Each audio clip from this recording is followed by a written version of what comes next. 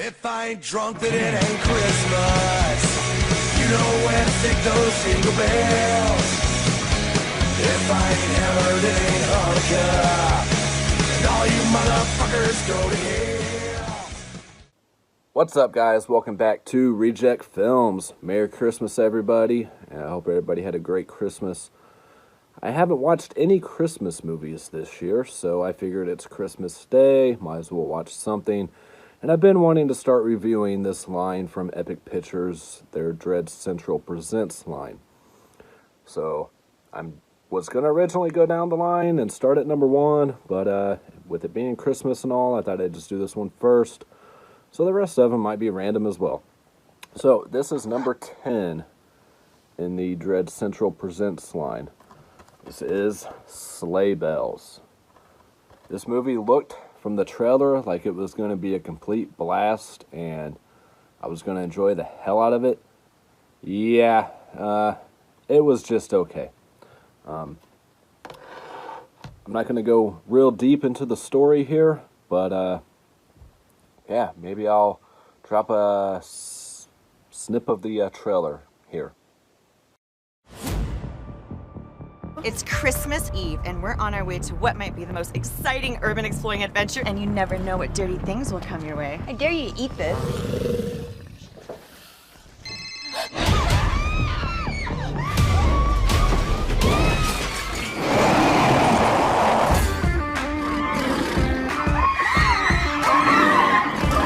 the hell do we do now?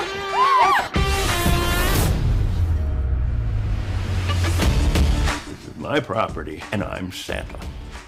And that thing out there, that is no animal. And I'm the Tooth Fairy. I'm Santa, and that's Krampus! The devil of Christmas!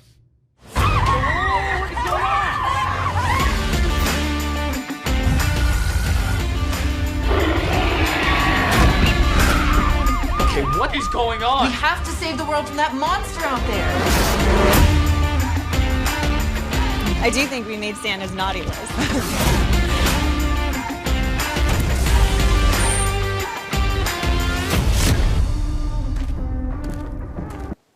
Right.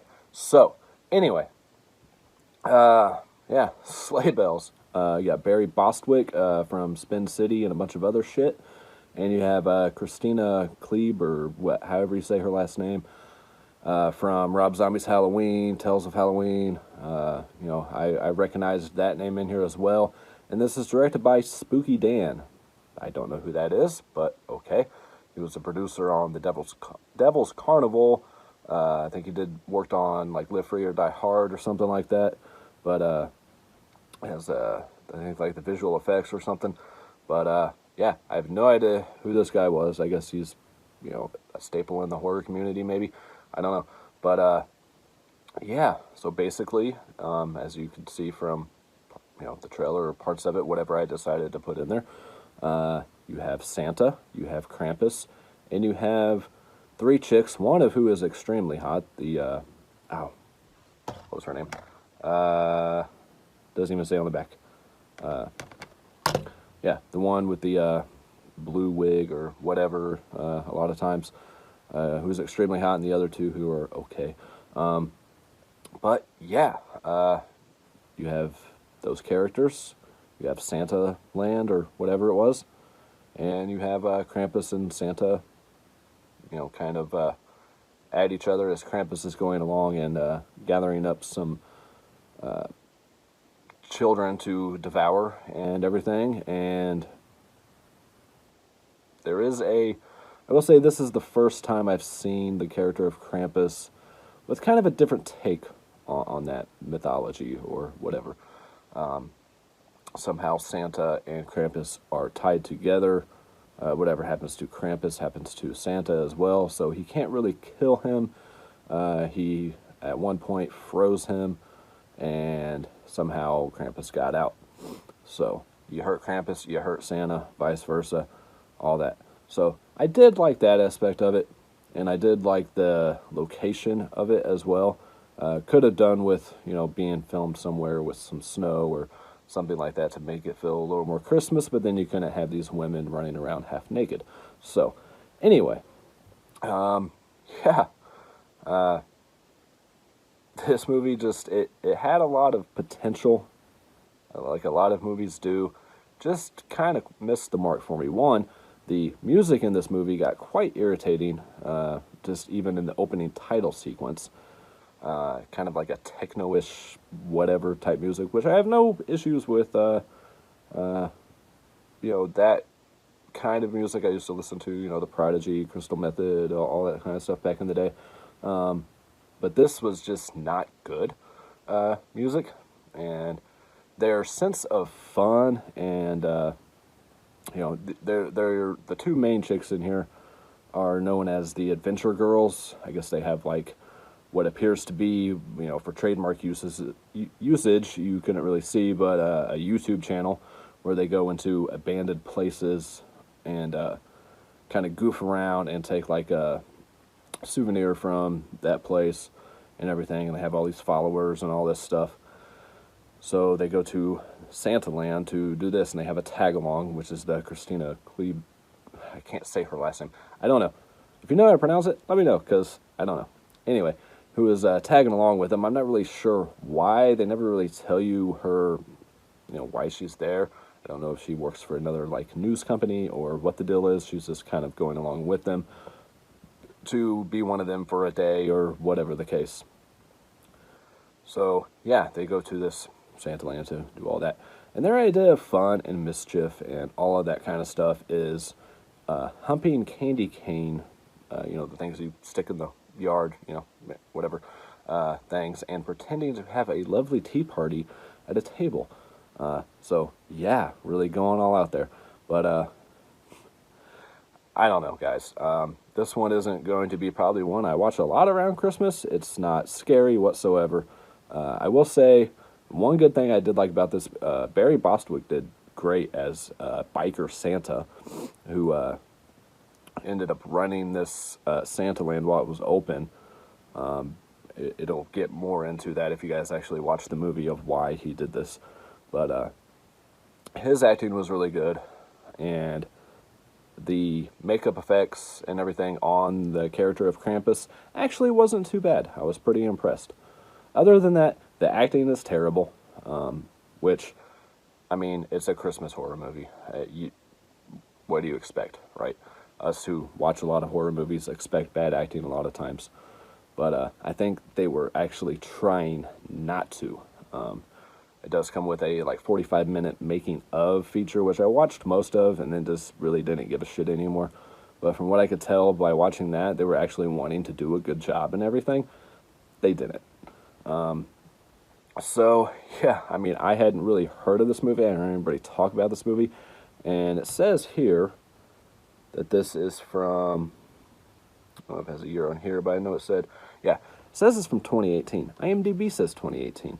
Watching the features and some behind-the-scenes stuff, there was makeup and stuff from 2013. So why the fuck it took so long to get this movie out, I have no idea. Which I was kind of wondering when I was watching this movie. Some of the technology and things seemed a little dated when they were trying to take photos and do things like that.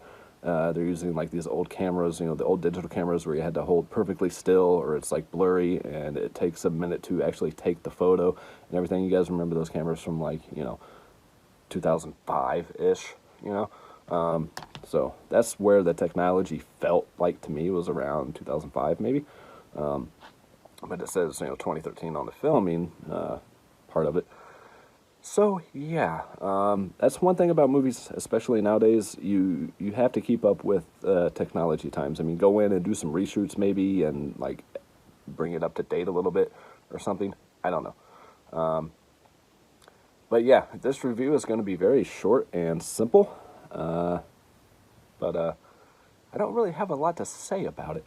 There is an appearance from Santa's wife, Mrs. Claus, towards the end, and everything like that, and there's some really fucked up things going on between her and Santa and Krampus and all of this kind of stuff.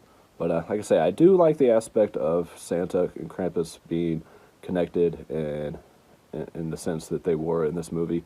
I think this could have been an actual good, solid horror flick had they not tried for some of the comedy and stuff that failed miserably. and just made it straight scary and not as fun that they were going for, which wasn't fun. But use that aspect of it, use some other aspects, and make it a good, solid horror film. But, yeah, hopefully the rest of these Epic Picture Dread Central releases are a little bit better. I've seen some other ones, you know, like I said before, Terrifier was amazing. Tales of Halloween from Epic, it wasn't a Dread Central one, but, you know, I enjoyed that one. So hopefully this is the one dud of them. I'm not saying it's terrible whatsoever, you know. I give it maybe a 4 out of 10 if I had to rate it. You might find it more entertaining than I did. I'm not really sure. I was just kind of not really feeling much of anything at the time I watched it. So, you know, the time that you watch movies and the way that you feel at the time you put something in really affects the way you feel about the movie. So, you know, I'm watching it on Christmas Day alone and not really feeling very Christmassy. So, yeah, Sleigh Bells. There's the disc.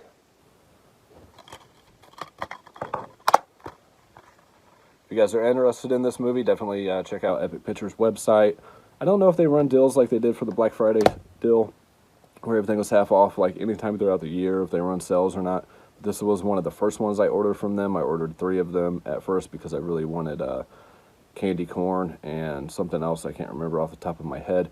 And to get the free shipping, you have to spend a certain amount, so I went ahead and threw this in there too. And I do want to get the whole series because, god damn it, they number the fucking sides, so now I have to get them all. I hate when they do that. But, yeah. Anyway, Merry Christmas. If I don't see you again, Happy New Year. I'm going to try to do some just random reviews on movies that I just feel like reviewing. I know I say I'm going to try to do things all the time, and it never happens, so we'll see. Again, if there's any films you guys would like for me to review, definitely let me know. Leave a comment down below. Like, subscribe, all that good stuff. And, yeah, I want to say that, you know, in case you guys are curious of who I watch on YouTube, I watch Chris Stuckman's reviews. I've been watching his for a really long time before I even started my channel. And, I believe the other one here I've been watching lately is Michael Keenan, I believe is his name. If you guys haven't seen his reviews, definitely check him out. He is very sarcastic, very open about his opinions and everything, and well-spoken. And yeah, he's quickly becoming one of my favorite reviewers. Doesn't have a lot of subscribers, so if you guys would show him some love and support, and I'll try to leave a link to his in the description. And if not, then I apologize. But, yeah. Alright, well, that's going to do it for this review, guys. We're over 10 minutes. That's long enough, right? I apologize that I'm not very professional, like some of them. I don't go through a whole breakdown, can't say the word, analysis of, I was going to say, like, I don't know. Anyway, analysis of the film, or you know, backstories of like the director or a lot of the people that are in it or whatever. I just tell you guys how I feel about the film.